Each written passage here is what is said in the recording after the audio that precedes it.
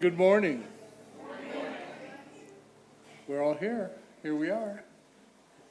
You know, normally about this time, the choir would be up here and we'd be singing. They would be singing something to get everybody pumped up and happy and hopefully on your feet.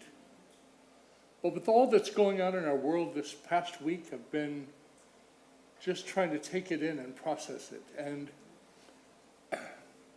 what the issue with is Israel and Hamas and the whole thing is beyond my culture.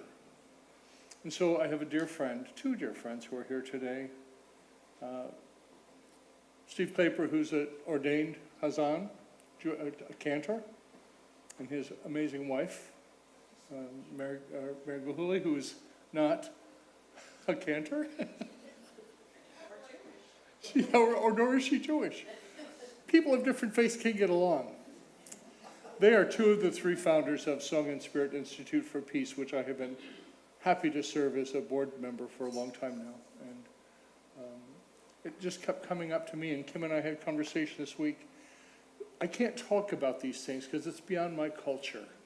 I could talk with you about the metaphysics, but I think that Steve can talk from another place. So please welcome Steve and Mary. Yes.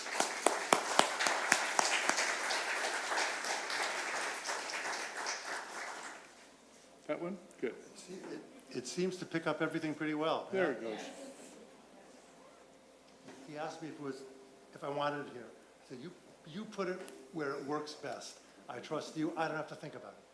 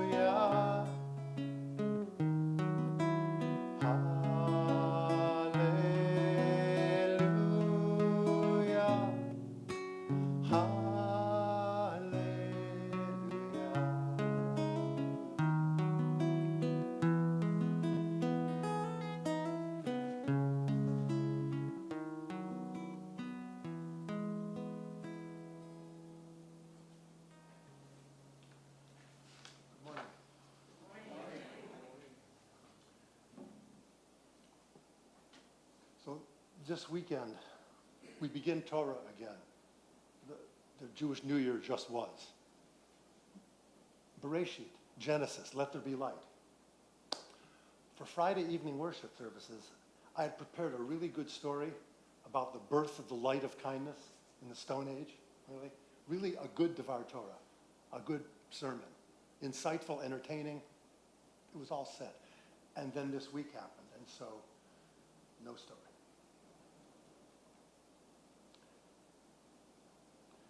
This is one of those cases where reality defies belief. I mean, how can this be? How is it possible? You know, innocent children, people dancing at a concert, babies, old ladies, whole families slaughtered for no reason. Going house by house, cutting the heads off people.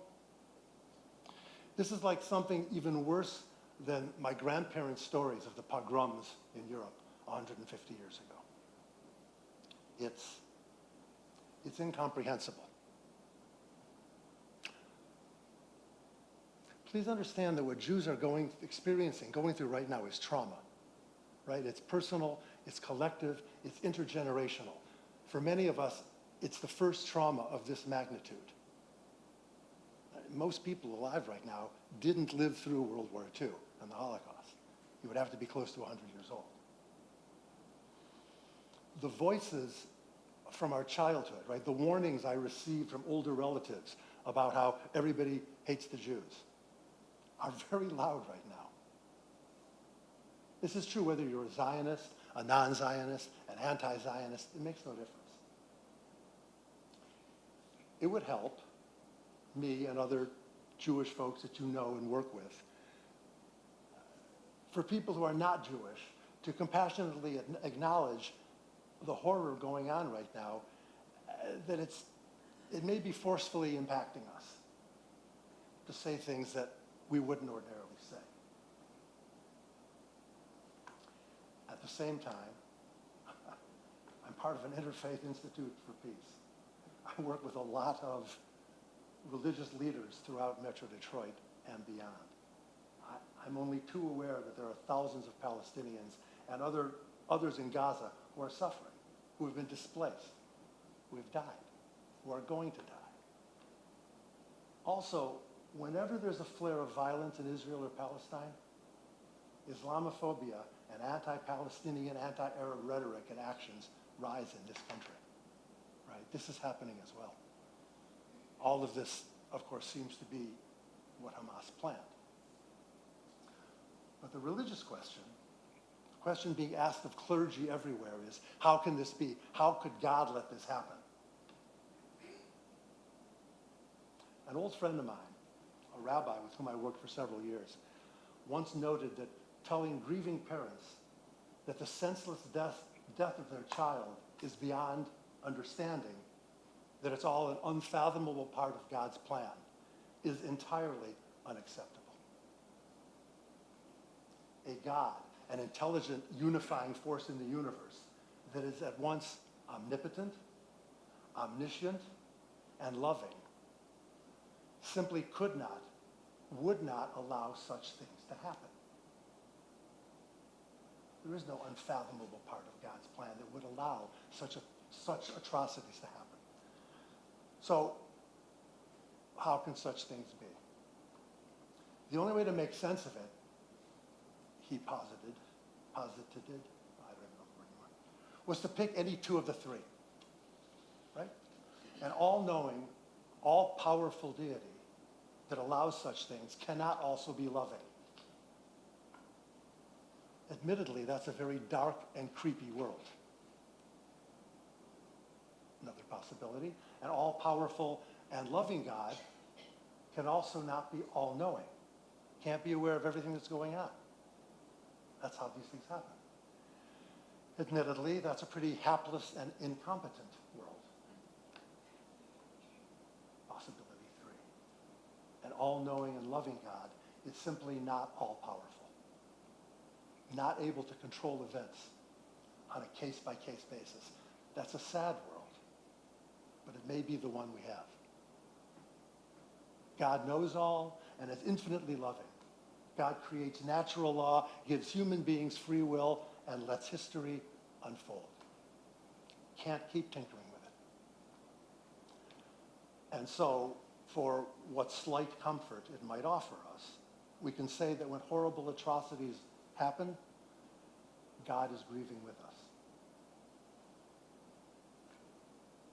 Okay, if this is in fact the case,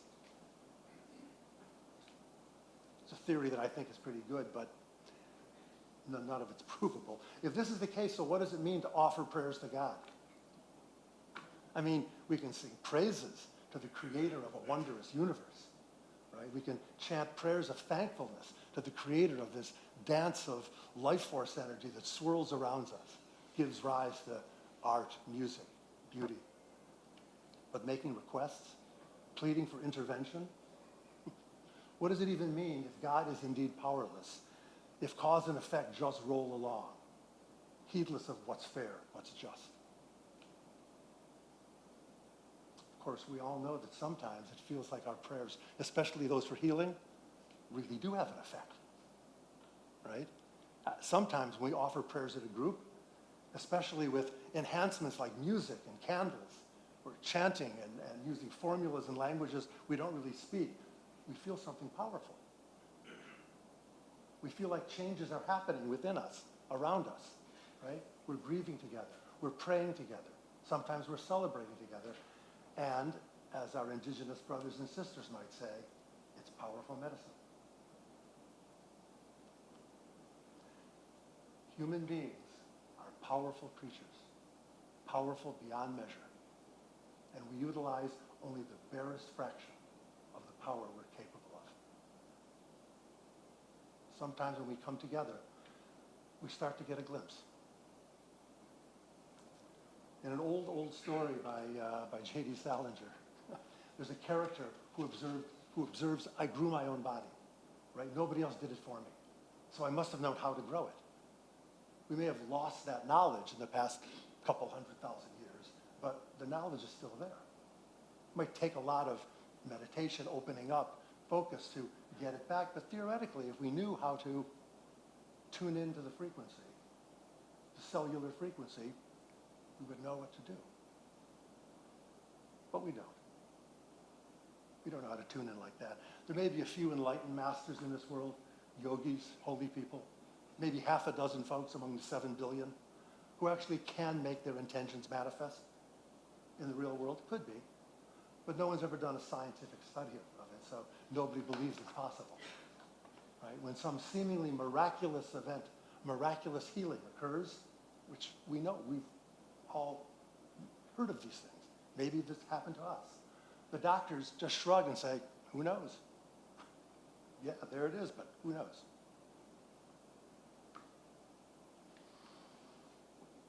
The shocking, perhaps horrifying truth is that we need to make this world the kind of place we yearn for, because no one else is going to do it for us.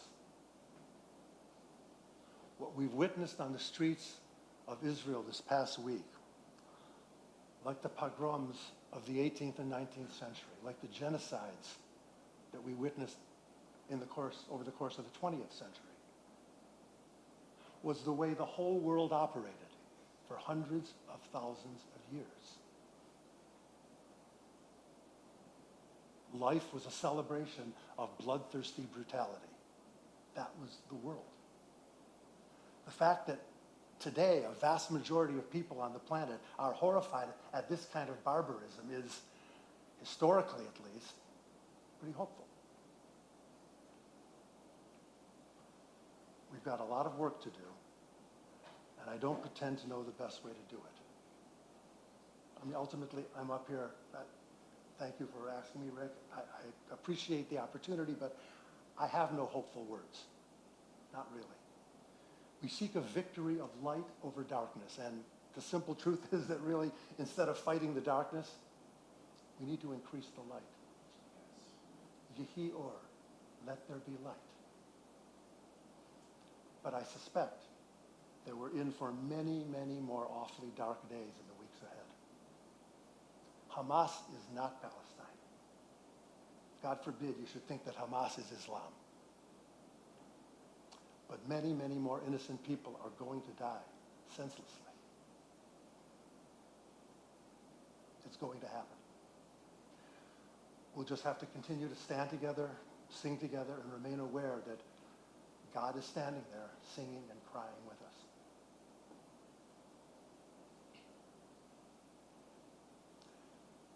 Take a few minutes for silence.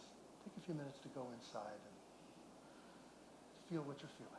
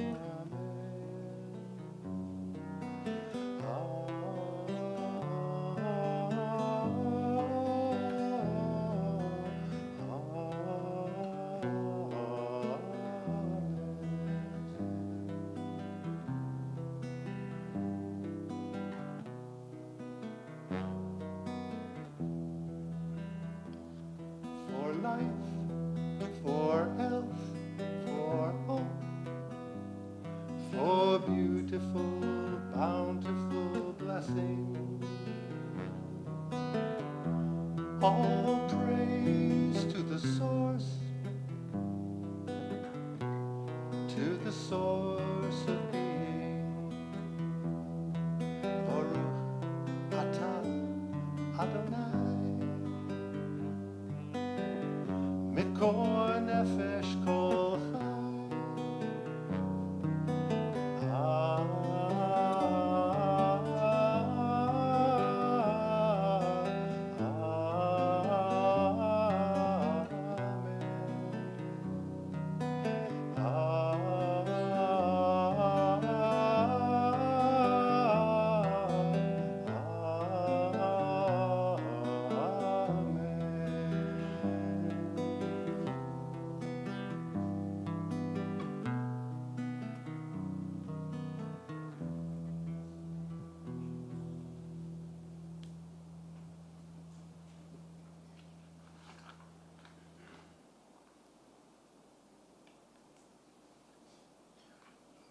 This was shared with us from the Sisterhood of Salam Shalom, the group of Muslim and Jewish women who get together and talk about things.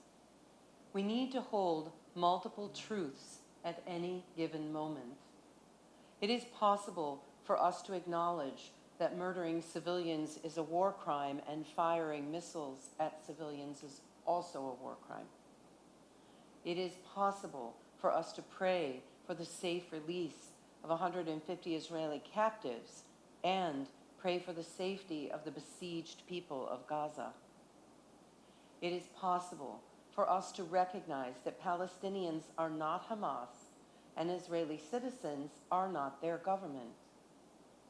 It is possible for us to grieve for our own dead and grieve for all those lost in this horrible cycle of violence, and be reminded that violence will always be met with more violence. At this time, we have to choose compassion, which literally means suffering together and wishing to alleviate suffering.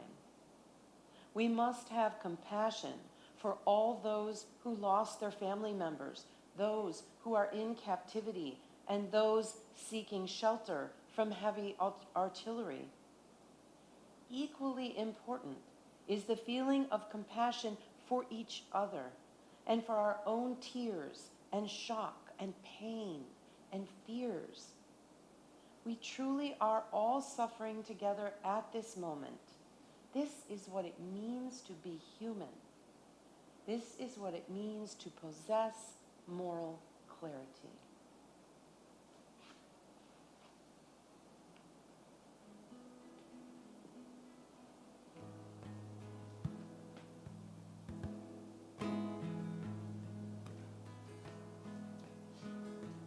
That old folk song from the 60s. Phil Oakes.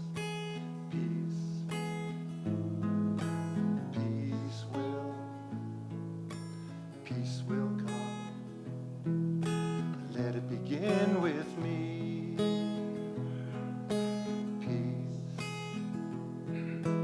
Peace will come. Let it begin with me. Oh, my own life is all I can hope to control. Let my life be lived for the good of my soul, and let it bring peace, sweet peace. Peace will come. Let it begin with me. In Hebrew that would be Shalom, Shalom, Shalom Yachdav, V'yatchil iti. Oh, my own life is all I can hope to control. Let my life be lived for the good of my soul.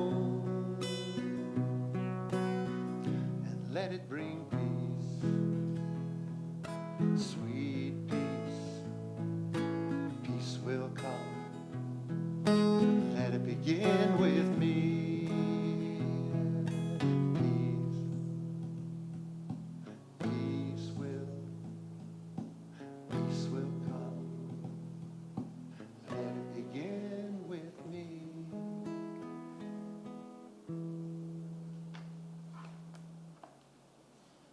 Thank you, Lord.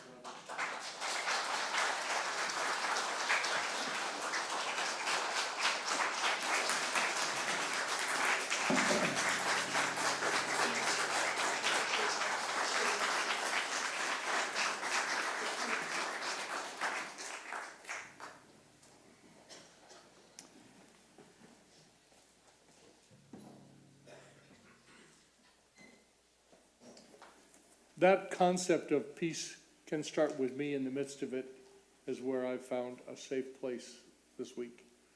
And Steve, I'm so grateful that you didn't leap over the pain. Because too often we leap over the pain. We don't want it, and we in Unity, we know that, right? We get stuck in our heads. Oh, I'm fine. No, you're in trauma. No, I'm fine. Everything's good. Like pink ponies and purple merry-go-rounds. Well, sometimes they're just not any. So thanks for being here, the two of you. I love you so much. And you are always welcome here. Always.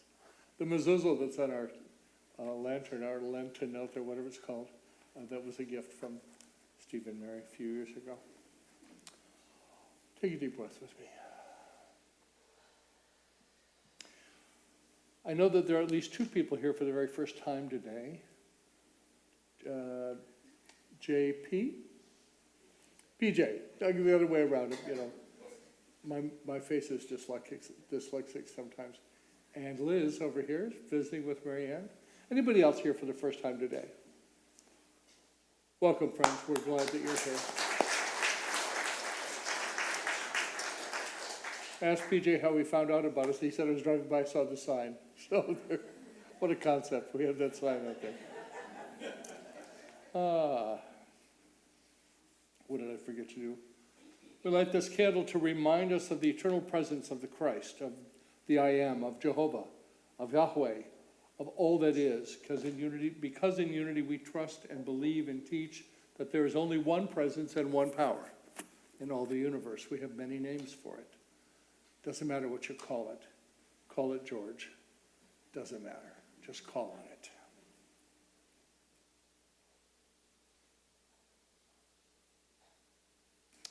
Please join me in our statement of being, which is on the sheet in the seat pocket in front of you if you don't know it. It's a powerful, very short prayer. Say it together.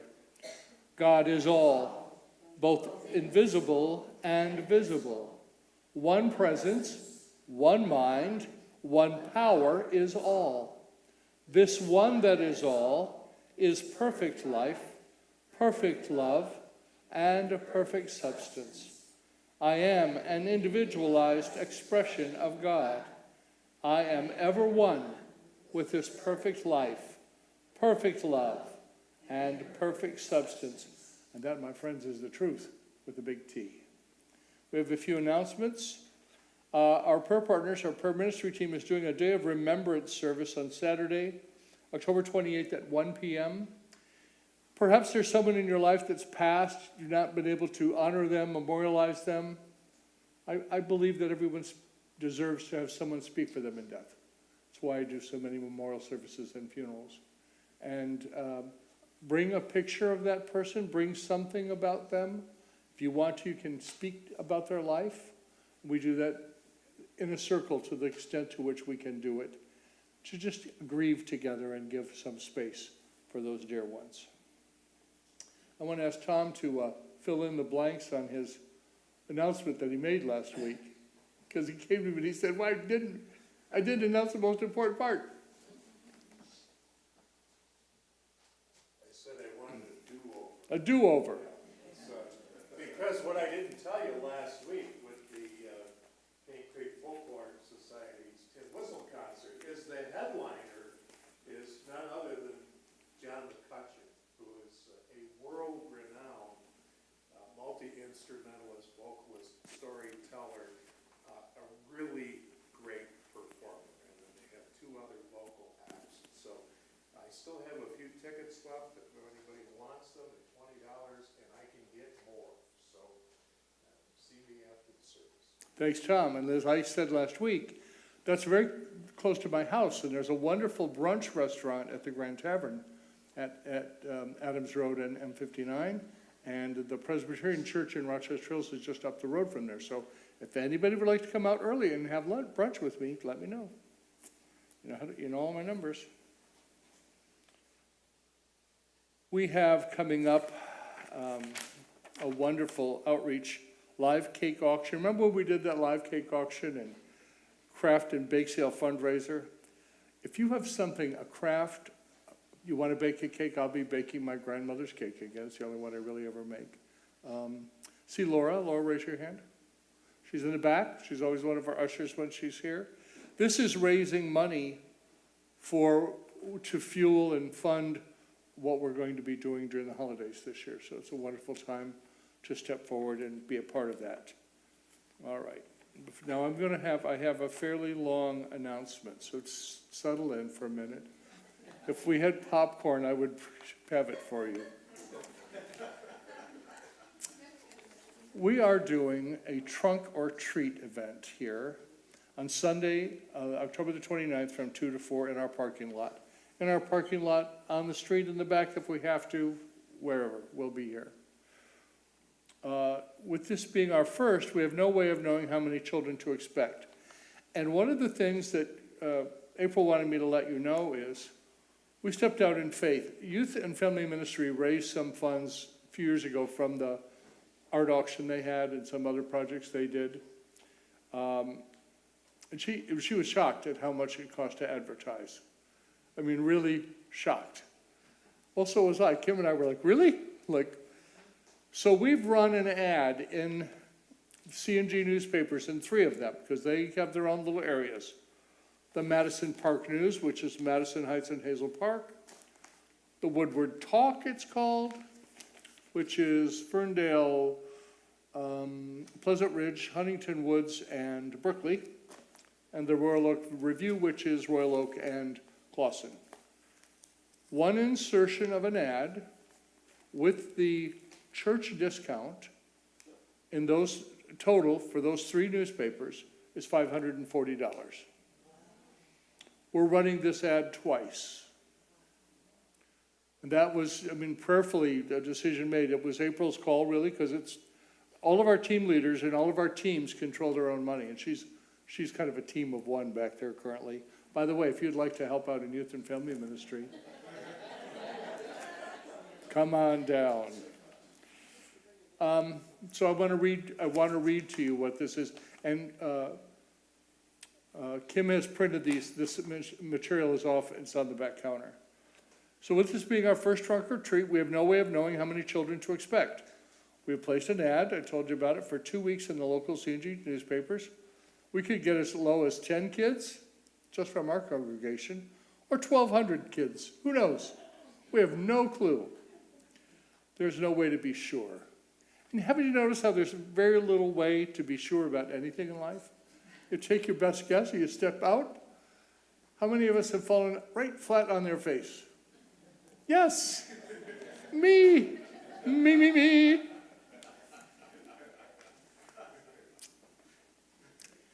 So this is, April's been doing some research. This is what she's suggesting to us.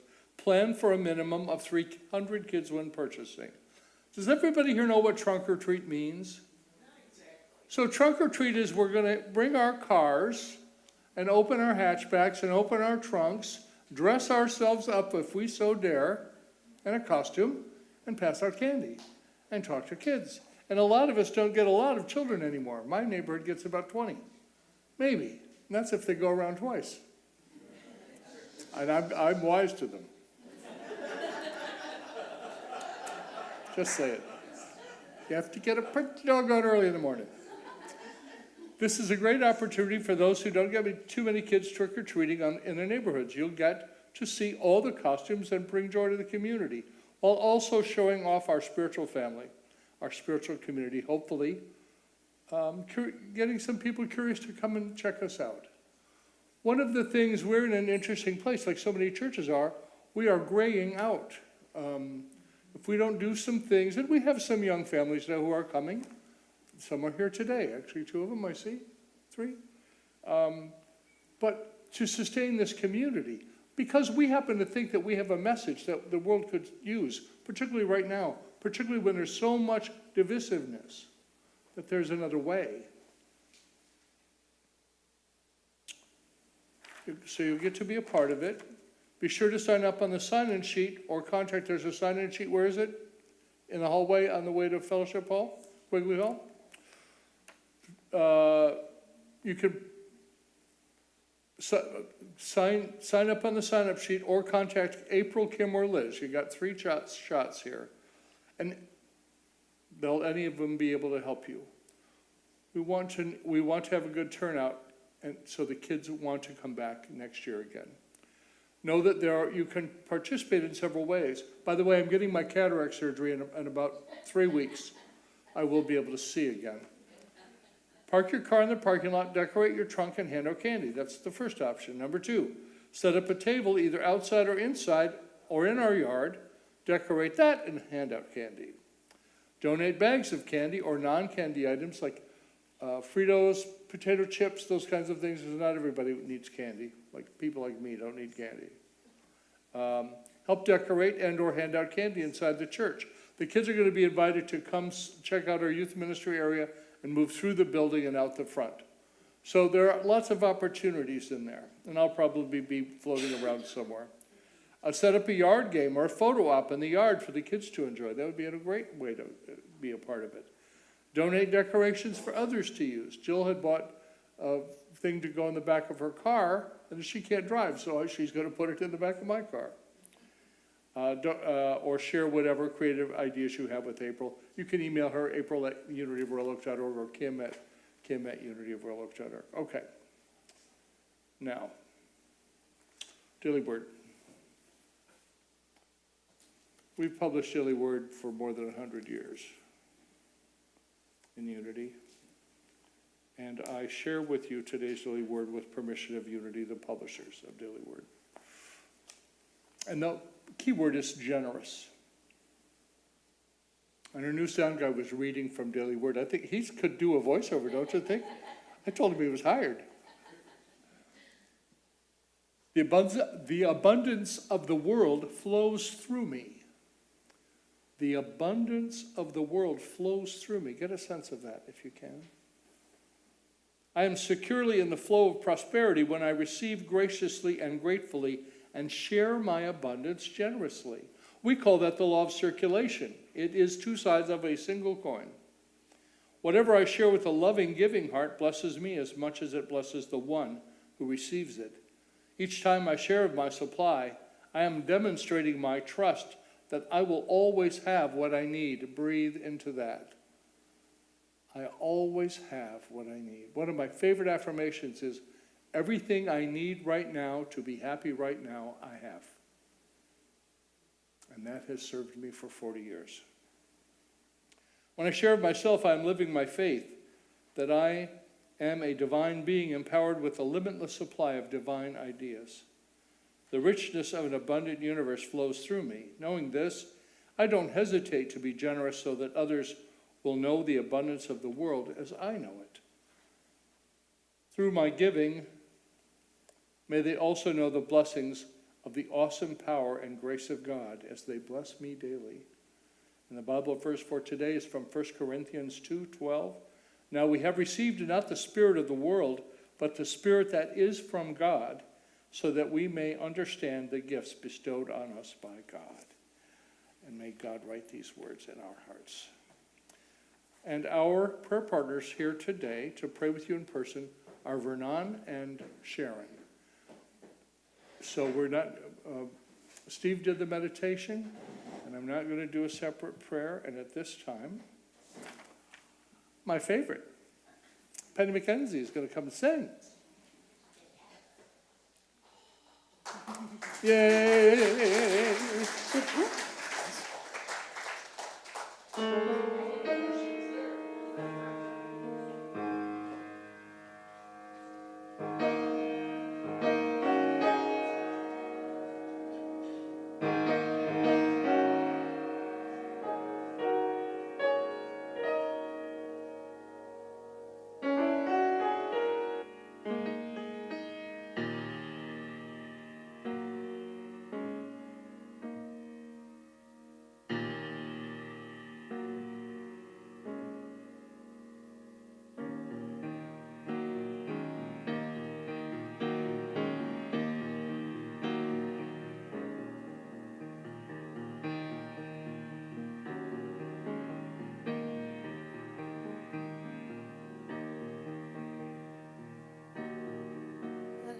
I came upon a child of God.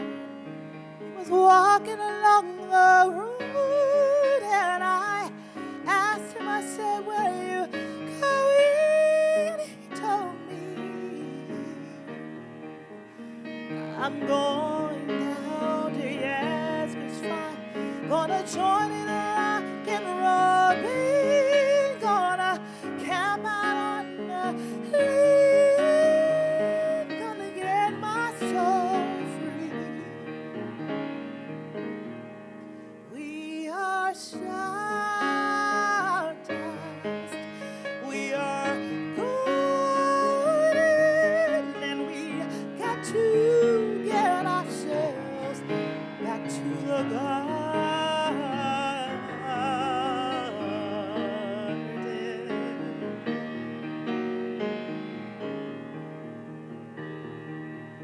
Well then, can I walk beside you?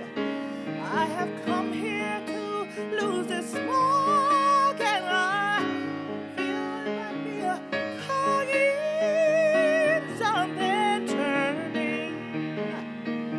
Or maybe it's the time of year, or maybe it's the time of night, and I don't know who I am. You know life's for learning. We are stardust, we are golden, and we got to get ourselves back to the garden.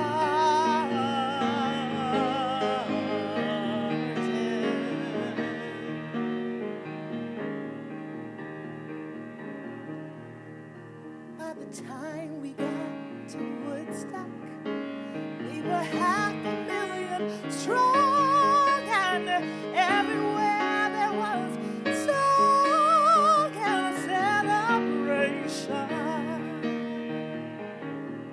And I dreamed I saw the bombers riding shotgun in the skies. They were turning into butterflies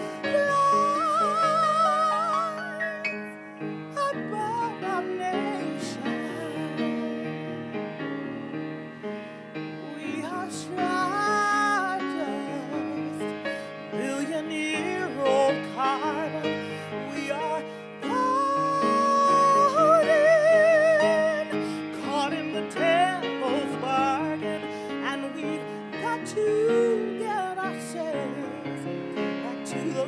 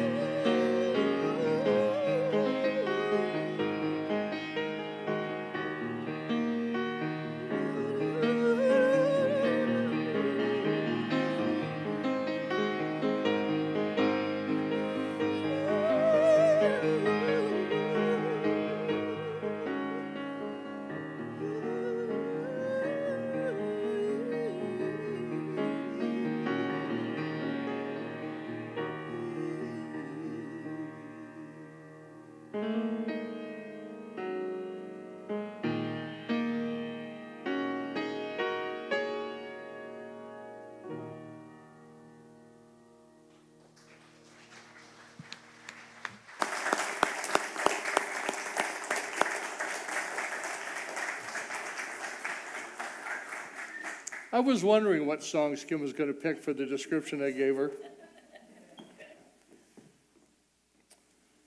And now I know. Now I know. Kim, you might want to look at the ad in here and get that away from me. It's too much stuff up here. Thank you. Okay. Oh, well, I guess I gave you my talk too. Are you going to do my talk too? Maybe I don't have one. Would somebody go on the copier and get it for me? Because I'm going to edit it as I go along anyway. So this is the second week of a 6-week series of talks inspired by the work of Michael Singer from his book, Living Untethered. And living untethered means to be not tethered to any circumstance or situation. Last week I talked about, what did I talk about? I talked about this concept that of, are you in there? That there is something in us that experiences the outer world. Now, interestingly enough, that outer world, we don't go out into the outer world and experience it. Our 5 senses draw the outer world into us. What we see is an image created in the mind, rendered just like a rendering engine for graphics. It isn't at all what's going on out there, but it's how our sensory input interprets it and how the mind rebuilds it. How the mind rebuilds it. And we can, evidently I didn't print my talk, who knows? I'm sure I can wing it. Actually, I can look at it on my phone. So this week is about inside out, or inside and outside. Because you see, we experience at 3 levels. We experience the outside world coming into us. We are aware of our thoughts. Have you ever had thoughts come up that you don't know where they came from? They're just there. What'd you do with them when they came floating up? What did you do?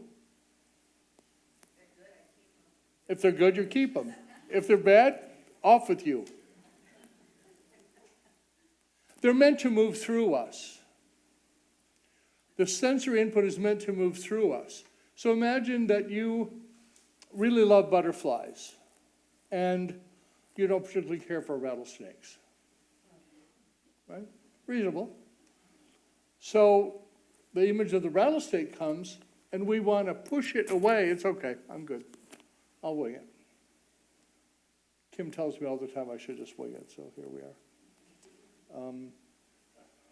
So the image of the rattlesnake comes and we don't want it. We want to push it away. In effect, what we've done is grab onto that image and hang on to it.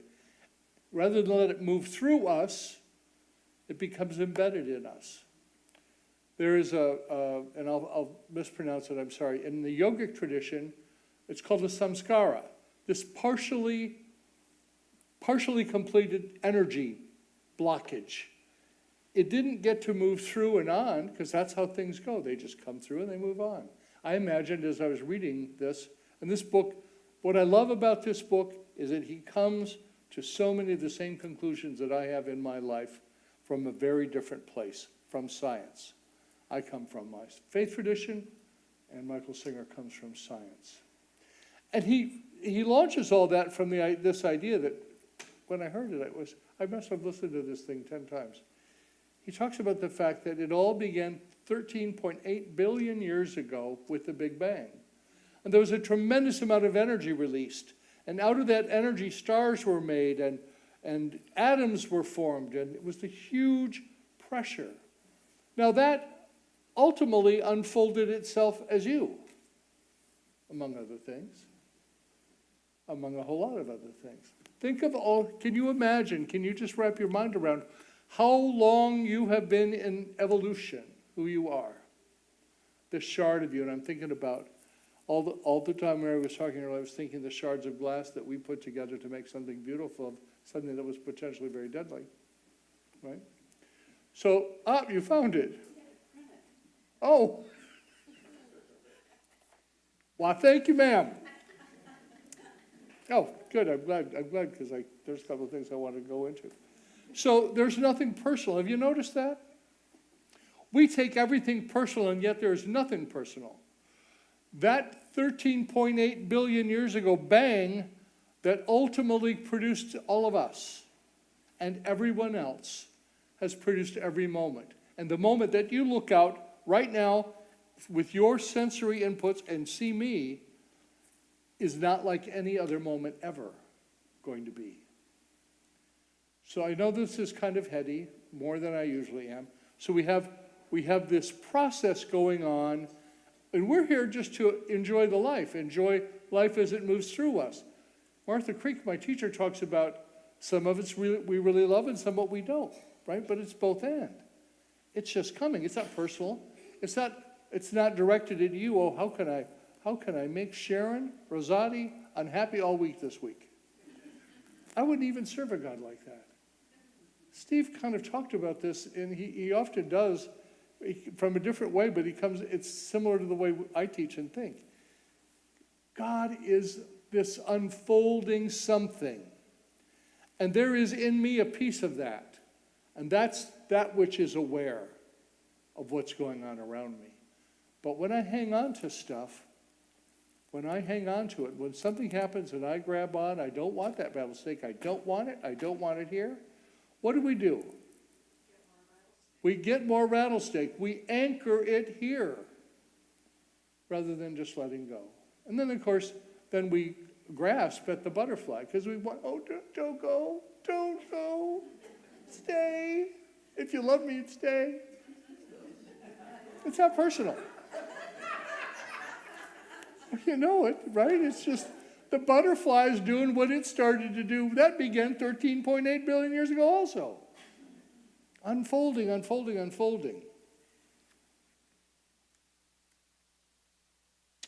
As I said, we don't look out at the world comes into us.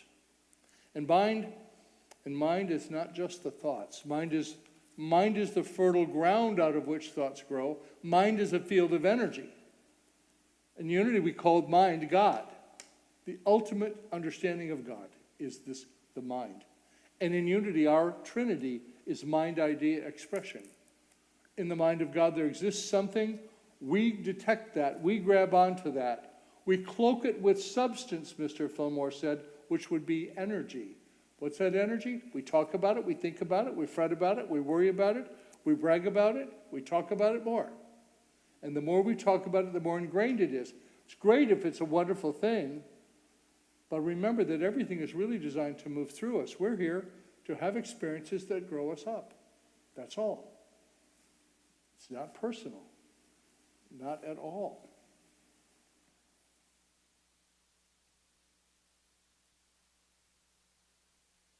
Mind is separate from the outer world.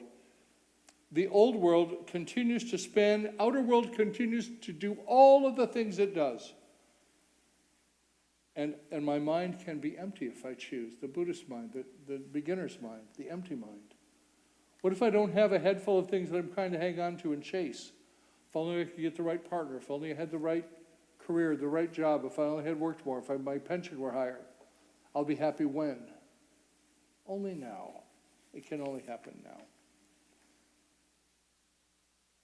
Our bodies have evolved to house the you that is aware of what we're doing. That's why I ask you, anybody have the guts this week to say to the mirror once in a while, hey you, are you in there? Because there is something in you. You know that, don't you? But we feel it. Sometimes we feel it in an amazing way. Often, it's not so sharp. The more free we are from unfinished patterns of energy. Because everything is energy, all of it. Everything is just vibrational energy, the whole universe. Singer talks about all of his ideas from a very scientific standpoint, as I felt. And it reminded me of one of our basic teachings in unity, that thoughts held in mind produce after their kind. We get something stuck. And the more I study the world religions for now 50 years, the more the same I see things. Just different languaging, different vernacular. How can you not talk about the miracle that gave birth to you, that started long ago? I'm not talking about your mom and dad hooking up. But this energy of life itself expressing itself in, through, and as you. In the midst of all this, so we've had this, it's not perfect, it's not personal, stuff going on, I have the choice to grab onto it or not. And in that, we've grabbed onto a whole bunch of stuff that we like and a whole bunch that we don't like, and we've given birth to our own personal mind. And that personal mind is all the storage that we have, and it's the place that you go. I've talked about this before. Does anybody else have a playlist for breaking up with someone? The music that you play, yeah, you got it, Sarah? Yeah. Me too. Conversely, do you have one that you play when you're falling in love? Oh yeah, right? It's not personal, but you're making it alive in you, making it alive.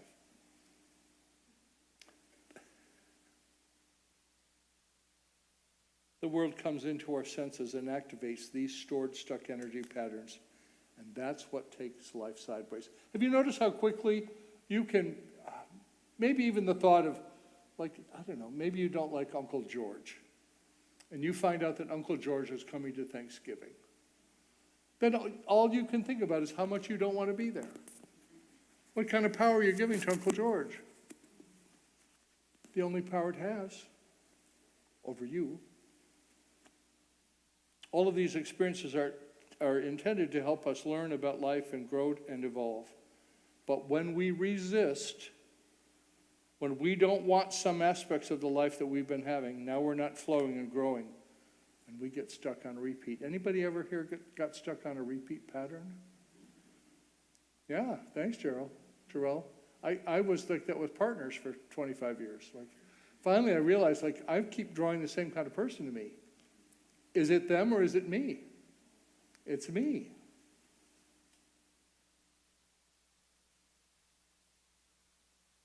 If you were asked, do you like the rings on Saturn?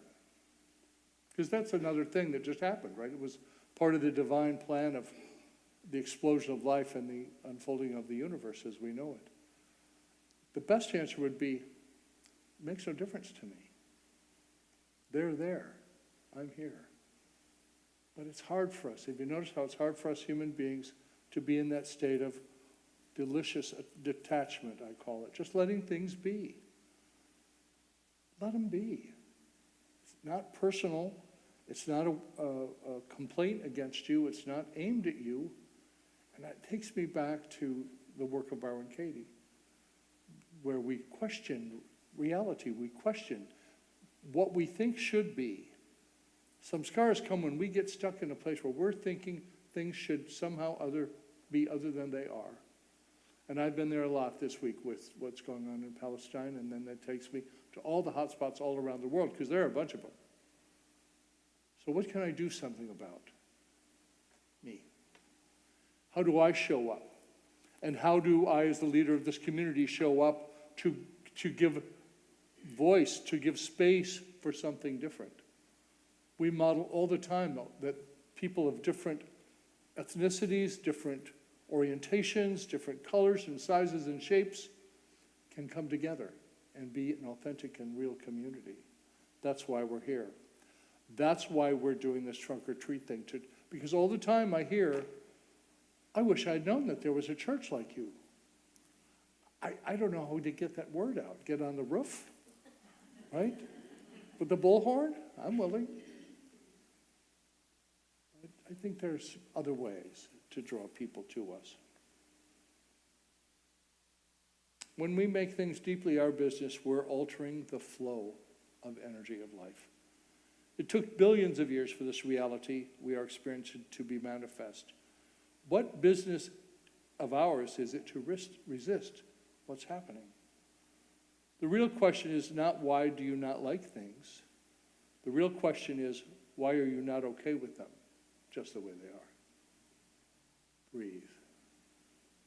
I know that I collapsed a whole bunch of stuff tight. It's my hope, I'll pick it up again next week, it's my hope that it made some sense to you. It's a powerful book. If you want to read it along with me, Living Untethered, you can get it in Kindle version, you can have it in 2 minutes on your phone. God bless us. Amen.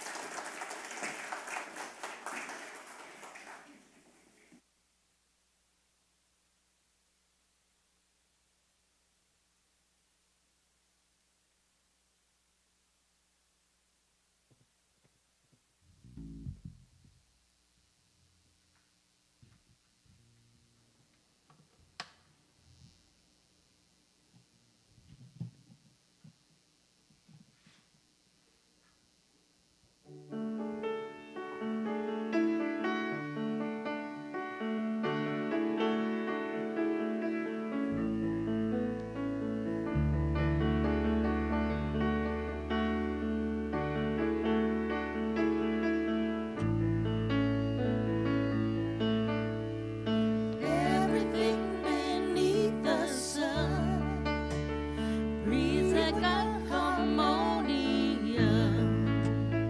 Your perfection has begun, shining like a midnight sun. Out of darkness I have come.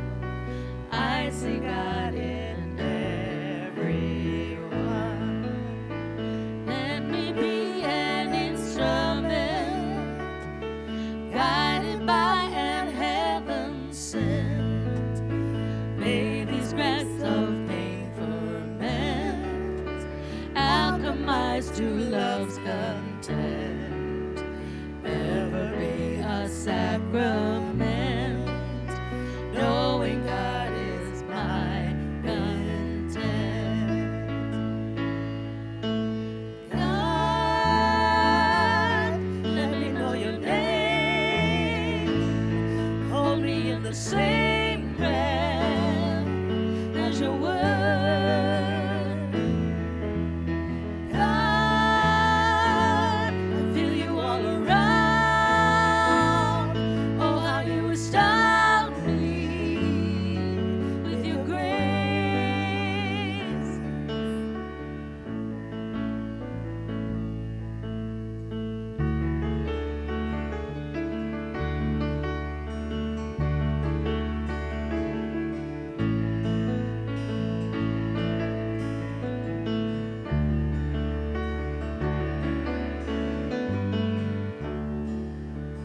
Rolling like a thundercloud, let me live my life out loud, standing for mankind and proud, baptized in the holy shroud. Peace be still and know me now, God is on all I have found. God, let me know your name. Hold me in the same breath as your word. God, I feel you all around. Oh, how you astound me with your grace. Swimming like a prayer, let me know your name. Like music you speak, Hold me in the nothing same like a breath soul's kiss. as your The spirit word. I've become, knowing what I'm here for, rowing onto distant shores, flowing from the infinite, God in everyone. God, let me know your name. Hold me in the same breath as your word. God, I feel you all around. Oh, how you astound me with your grace.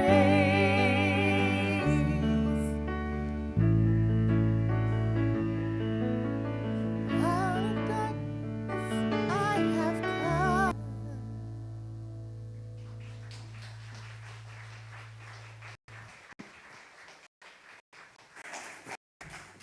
That ability to see God in everyone is, I think, what ultimately can heal us.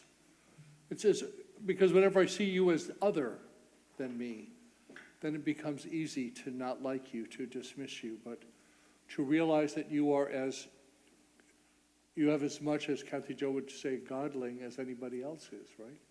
We are that, our first two principles are God is, one presence, one power, everywhere available. And the second principle is, and I am a reflection of that light. So what if we lived that? Well, how could we change things? I think that we would. I think that that's why we're here. We are being called. I think about Queen Esther, when she was fighting with, she didn't want to confront the powers that be.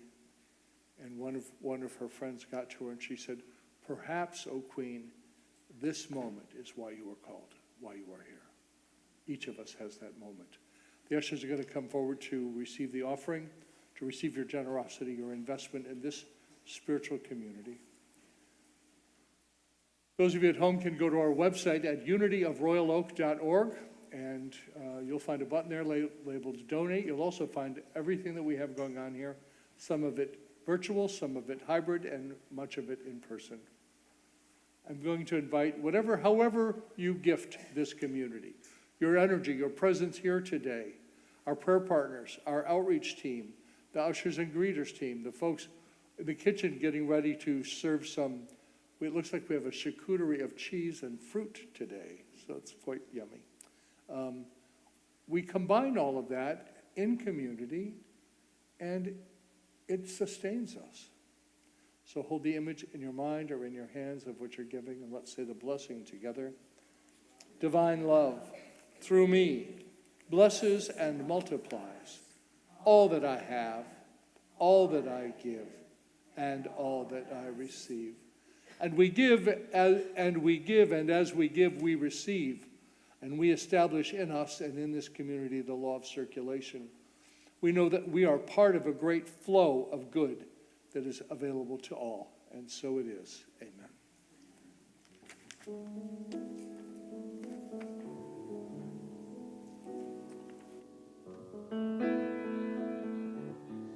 Trunk or treat images, and on the back of it is all the stuff I read to you. I promised April I would get it all out there. No, I don't think I'm paid by that word.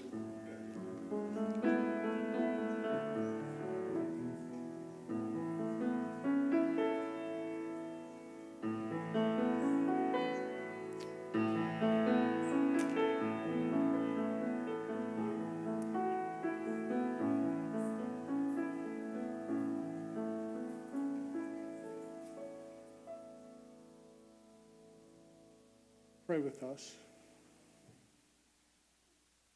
We bless these gifts and we bless the givers. We bless all who are present, and it is our intention today to be a blessing on the world, and we wrap the Middle East in a blanket of love. And God, we don't have a clue about how to solve the challenge, but we know that you know. And so we call forth the healing, we call forth the peace by being peacemakers and peaceful. And so it is always. Amen. My friends, as you go into this week, remember that the light of God surrounds us. The love of God enfolds us. The power of God protects us. And the presence of God watches over us. Wherever we are, God is. All is well. Make it a great week. In this final moment, before we go our separate ways, let us take the time to stop and meet each other's gaze. Touch a shoulder gently, share a smile, and then bless each other with this prayer until we meet again. I wish you love, I wish you joy, I wish you strength when you are weary, courage to raise your voice. I wish you hope for a new day and true prosperity. But most of all, I wish you peace. I wish you peace in your travels, peace in all you do, peace in your heart, peace to see it through. I wish you hope for a new day and true prosperity. But most of all,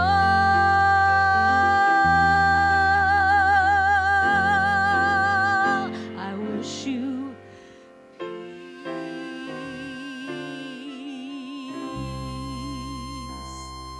Have a great week, everybody.